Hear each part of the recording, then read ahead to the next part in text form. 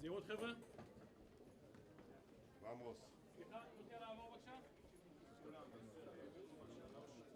בפתח הישיבה יאמר ראש הממשלה מספר דברים. אדוני ראש הממשלה, בבקשה. תודה, בוקר טוב. בחודשים האחרונים, במיוחד בשבועות האחרונים, בימים האחרונים, ואתמול עד לפנות בוקר, עשינו מאמצים גדולים מאוד כדי להביא לפתרון מוסכם בעמונה.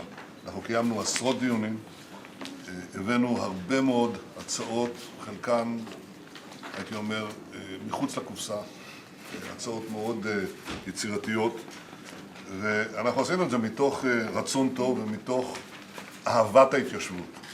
אהבת ההתיישבות, ממש כך. לא הייתה ממשלה שדאגה יותר להתיישבות בארץ ישראל, ואין ממשלה שדואגת יותר. אנחנו עושים כל מאמץ אפשרי.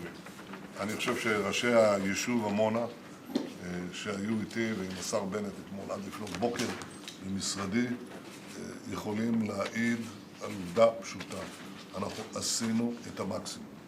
עכשיו אני יכול רק לקוות שתושבי עמונה שדנים ביניהם עכשיו בהצעת המתווה יקבלו אותו, וזאת תהיה ההחלטה הנכונה להם, להתיישבות ולעם ישראל כולו, למדינת ישראל.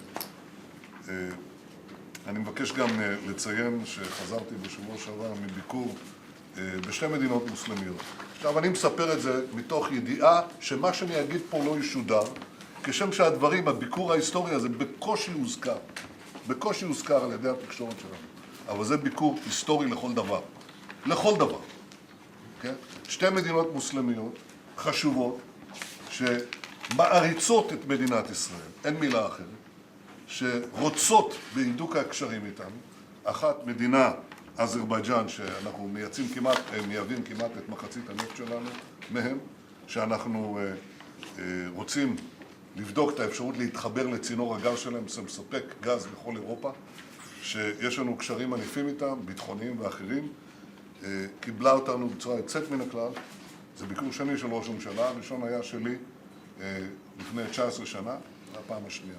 והביקור הראשון של ראש הממשלה הישראלי בקזחסטן, מדינה ענקית במרכז אסיה, שיש לה קשרים ענפים עם רוסיה, עם סין, גם עם איראן, והיא רוצה לפתוח את השווקים שלה להשקעות ישראליות, למאמץ גדול מאוד של ישראל בתחום החקלאות, בתחום הטכנולוגיה והתעשייה, וכמובן גם בתחום הביטחון. אלה פריצות דרך.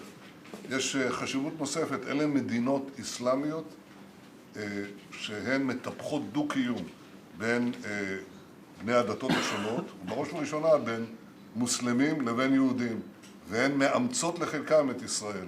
יש לזה חשיבות גדולה מאוד אל מול מה שמתרחש בכיוון הפוך לגמרי, באזורנו, בחלקים אחרים של העולם. לכן יש חשיבות גדולה מאוד לביקור הזה, גם לישראל וגם בכלל.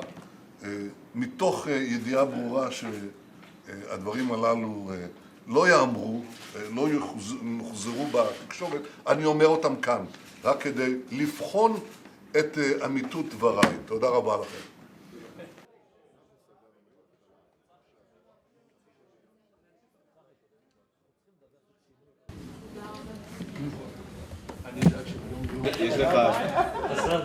יש לך השפעה שם על ה...